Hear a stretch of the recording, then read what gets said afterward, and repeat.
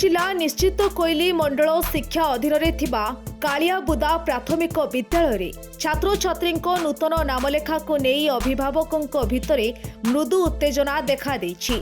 एने सीआरसीसी को अटक रखिछंती अभिभावक और ग्रामवासी।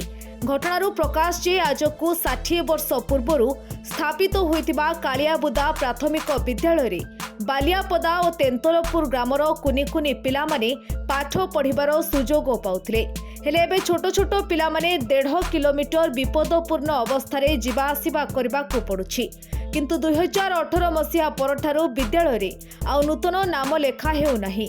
हेले अभिभावक एने प्रधान शिक्षकों को भेटी आलोचना करिबारु से कहिथिले उच्च अधिकारी निर्देश रहिछि एडमिशन होई परिबो नाही।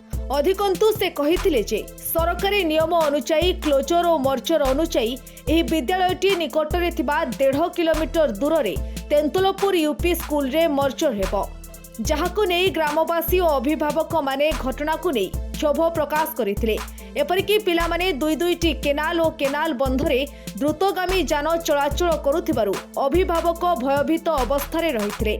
एने ए संपर्क में मंडल उन्नयन अधिकारी आरंभ करी माननीय मुख्यमंत्री को पत्र माध्यम दृष्टि गोचर करथिले। हेले आज पर्यंत कौनसी नूतन नामलेखा न हेबारु विद्यालय को परिदर्शन रे आसिथिबा सीआरसीसी को विद्यालय रे अटक रखिथिले एवं मंडल शिक्षा अधिकारी आसी समस्या संपर्क में आलोचना करने सहित समस्यार समाधान कले सेमाने सीआरसीसी को छाड़िबे बोली कहिथिले। सालेपुरु रश्मिरेखा परिजन रिपोर्ट न्यूज एक्स ओडिया।